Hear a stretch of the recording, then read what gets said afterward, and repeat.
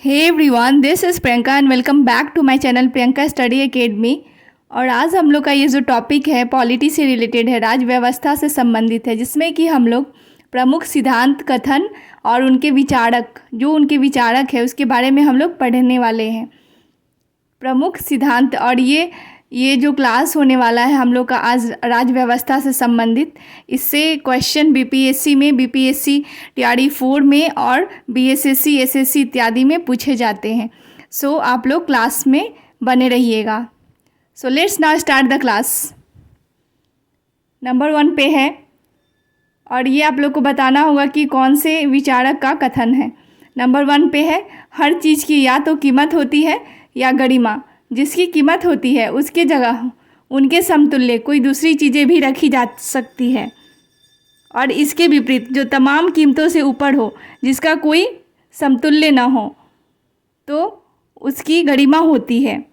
और ये किसका कथन है आप लोग बताएं। हर चीज़ की या तो कीमत होती है या गरिमा होती है। जिसकी कीमत होती है उसके जगह उसके समतुल्य कोई दूसरी चीज़ भी रखी जा सकती। और इसके विपरीत जो तमाम कीमतों से ऊपर होता है, जिसका कोई समतुल्य न हो, जिसकी गरिमा होती है। तो ये कथन जो है प्रमुख विचारक इमैनुअल कांट द्वारा दिया गया है। प्रमुख विचारक इमैनुअल कांट के द्वारा दिया गया है। नंबर 2 पे है, यह किसका कथन है कि भारतीय न्यायपालिका विलासी मुकदमेबाजी से ग्रसित है। यह किसका कथन है कि भारतीय न्यायपालिका विलासी मुकदमेबाजी से ग्रसित है। ये हमारे फॉर्मर सीजीआई यानी कि सुप्रीम कोर्ट ऑफ इंडिया के चीफ जस्टिस जो थे उनका कथन है। एन वी रमन्ना जो कि सुप्रीम कोर्ट ऑफ इंडिया के चीफ जस्टिस थे, उन्हीं का कथन है कि भारतीय न्यायपालिका विलासी मुकदमेबाजी से ग्रसित है। क्वेश्चन नंबर 3 पे है, व्यक्ति स्वतंत्र जन्म लेता है परंतु वह हर जगह बेड़ियों में जकड़ा रहता है। यह कथन किस चिंतक का है, किस दार्शनिक का है। नंबर 3 पे है, व्यक्ति स्वतंत्र जन्म लेता है परंतु वह हर जगह बेड़ियों में जकड़ा रहता है। यह कथन किस चिंतक का है। तो यह कथन जीन जैक रूसो का है। जीन जैक रूसो का, जो कि जिनेवा स्विट्ज़रलैंड का मूल निवासी था, परंतु इनका जो दर्शन जो रिलेटेड है वो फ्रांसीसी समाज और क्रांति में विकसित हुआ। फ्रांसीसी क्रांति के दौरान इनका बहुत सारा जो पब्लिश हुआ इनका बुक, और जिसमें कि इन्होंने फ्रांसीसी समाज और क्रांति के बारे में बताया है। रूसो जो है जिनेवा के स्विट्ज़रलैंड के मूल निवासी थे। इन्हीं का कथन है कि व्यक्ति स्वतंत्र जन्म लेता है परंतु वह हर जगह बेड़ियों में जकड़ा रहता है। ये काफ़ी महत्वपूर्ण कथन, ये परीक्षा में पूछे जा चुके हैं। और द सोशल कॉन्ट्रैक्ट पुस्तक जो है वो फ्रेडरिक रूसो के द्वारा लिखा गया है। जीन जैक रूसो के द्वारा लिखा गया है। सामाजिक अनुबंधन का सिद्धांत जो कि एक पुस्तक है सामाजिक दर्शन पे, वो रूसो के द्वारा लिखा गया है। और फ्रांसीसी क्रांति में इनका काफ़ी ज़्यादा योगदान है, जिसमें कि इन्होंने एक समानता, स्वतंत्रता और बंधुता का सिद्धांत दिया था। नंबर 4 पे है, किस राजनीतिक चिंतक ने अपनी आत्मकथा में लिखा है कि उसकी माँ ने जुड़वा बच्चों को जन्म दिया है, एक उसके स्वयं को और उसे तथा उसके डर को। किस राजनीतिक चिंतक ने कहा है कि आत्मकथा में कि लिखा है कि उसकी माँ ने जुड़वा बच्चों को जन्म दिया, स्वयं उसे तथा उसके डर को। तो इसका आंसर होगा थॉमस हॉब्स। थॉमस हॉब्स जो है राजनीतिक चिंतक, उन्होंने ही कहा है कि उसकी माँ ने जुड़वा बच्चों को जन्म दिया है, एक स्वयं उसे तथा उसके डर को। और ये जितने भी कथन और उनसे संबंधित सिद्धांत और विचारक है, दार्शनिक है, ये काफ़ी ज़्यादा यूजफुल है। सो आप लोग इसे ज़रूर से ज़रूर याद कर ले। ये बीपीएससी टीआरई 4 के लिए, बिहार एसएससी इत्यादि जैसे कॉम्पिटिटिव एग्ज़ाम्स के लिए काफ़ी ज़्यादा यूज़फुल है। सो आई होप आप लोग को ये क्लास पसंद आ रहे होंगे। सो आप लोग क्लास में बने रहें। नंबर 5 पे है, संप्रभुता राज्य की पूर्णता है। नंबर 5 पे है, संप्रभुता राज्य की पूर्णता है। यह किसने कहा है, यह कथन किसका है कि संप्रभुता राज्य की पूर्णता है। तो यह कथन जीन बोंदा का है। जीन बोंदा का है। और ये पॉलिटी से रिलेटेड क्लास हम लोग का चल रहा है। भारतीय राज्य व्यवस्था और पॉलिटी यानी कि राज्य व्यवस्था से संबंधित ये जितने भी कथन हैं, विचारक है, दार्शनिक जो है, प्रमुख चिंतक, उसके बारे में हम लोग और उनके सिद्धांतों के बारे में हम लोग पढ़ रहे हैं। नंबर 6 पे है राजनीतिक कानूनी तौर पर यह स्पष्ट करती है कि हमें क्या करना चाहिए और क्या नहीं। यह कथन किसका है? नंबर 6 पे है राजनीतिक कानूनी तौर पर यह स्पष्ट करती है कि हमें क्या करना चाहिए और क्या नहीं। यह कथन किसका है? तो यह कथन जो है वो प्रमुख विचारक अरस्तु का है।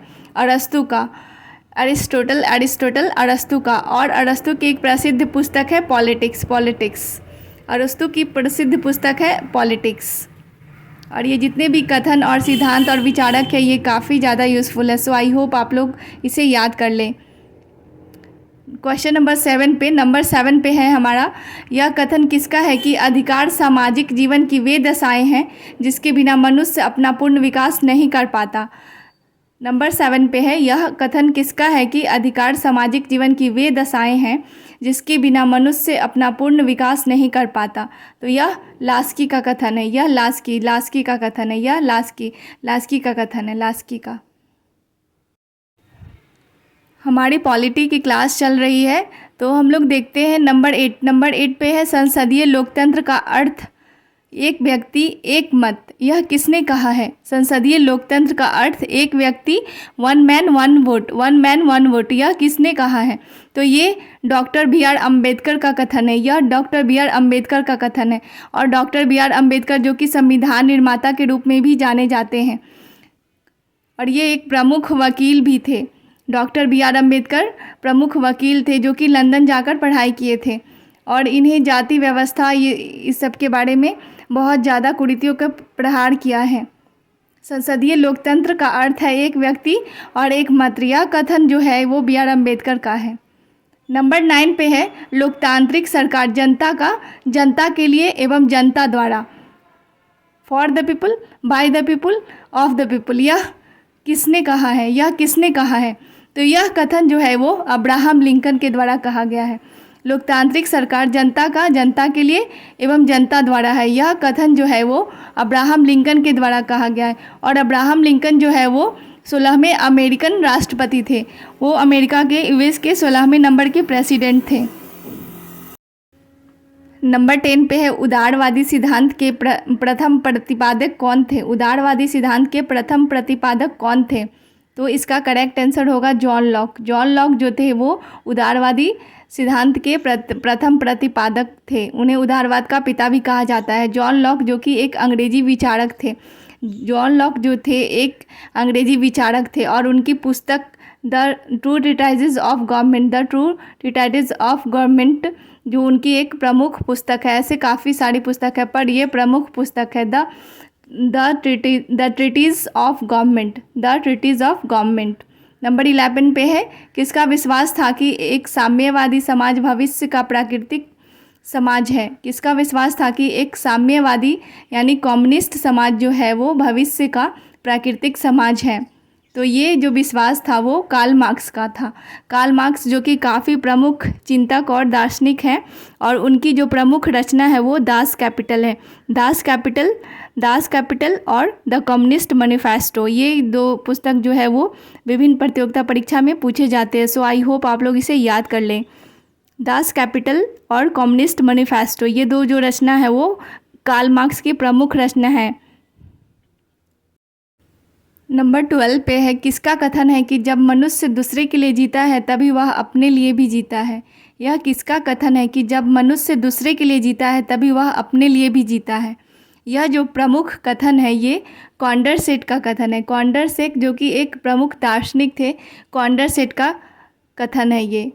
और नंबर 13 पे है किसका सिद्धांत है कि व्यक्ति चाहे बदल जाए पर नियम नहीं बदलने चाहिए? यह किसका सिद्धांत है कि कौन से सरकार का सिद्धांत है ये कि व्यक्ति चाहे बदल जाए पर नियम नहीं बदलना चाहिए, नियम सबके लिए बराबर होनी चाहिए? ये किसका, कौन से सरकार की ये सिद्धांत है? संवैधानिक सरकार की, लोकतांत्रिक सरकार की, या राजतांत्रिक सरकार की, या फासिस्टवाद सरकार की? किसकी ये जो है सिद्धांत है? तो ये सिद्धांत जो है संवैधानिक सरकार की है। संवैधानिक सरकार, इक्वालिटी ऑफ लॉ होते हैं यानी कि सभी के लिए एक ही नियम बनते हैं। और ये हमारा इस टॉपिक का लास्ट सेकेंड लास्ट क्वेश्चन है, नंबर 14 है, धर्म से जीवन में विभिन्न कार्यों में संगति आती है और इससे उसको दिशा प्राप्त होती है। धर्म से जीवन में विभिन्न कार्यों में संगति आती है और इससे उसको दिशा प्राप्त होती है। यह जो कथन है यह किसने कहा है? तो यह कथन डॉक्टर एस राधाकृष्णन, जो कि प्रमुख शिक्षाविद थे, उन्होंने ही कहा है कि धर्म से जीवन में विभिन्न कार्यों में संगति आती है और इससे उसको दिशा प्राप्त होती है। और ये जितने भी कथन और सिद्धांत हम लोगों ने आज पढ़ा है वो बहुत ही ज़्यादा यूज़फुल है आप लोग के लिए। कॉम्पिटिटिव एग्ज़ाम्स में, बीपीएससी टीचर भर्ती एग्ज़ाम में और विभिन्न प्रतियोगिता परीक्षा में इससे प्रश्न पूछे जाते हैं। सो आई होप आप लोग इसे याद कर लेंगे और ये क्लास आप लोग के लिए यूज़फुल रहेगा। और ये हमारा इस टॉपिक का लास्ट क्वेश्चन है, नंबर 15। आज का हमारा ये प्रमुख सिद्धांत और कथन में लास्ट क्वेश्चन है, नंबर 15, जो कि है, यह किसका कथन है कि धर्म को राजनीति से कभी भी अलग नहीं किया जा सकता? यह किसका कथन है कि धर्म को राजनीति से कभी भी अलग नहीं किया जा सकता? तो ये हमारे महात्मा गांधी जी का कथन है कि धर्म को कभी भी राजनीति से अलग नहीं किया जा सकता, क्योंकि धर्म और राजनीति एक साथ साथ चलते हैं। आई होप ये क्लास आप लोग के लिए यूज़फुल हो। और ये तो कुछ सिद्धांत है और इससे रिलेटेड 1-2 सीरीज़ और भी आएंगे। सो आप लोग क्लास में बने रहिए। इतना प्रमुख सिद्धांत है, ये काफ़ी नहीं है, और भी ज़्यादा क्वेश्चन है, उसे याद करने की ज़रूरत है। सो आई होप ये क्लास आप लोग के लिए यूज़फुल रहेगा। और thank you everyone, and if you like my videos then do like, share and subscribe to this channel. Thank you.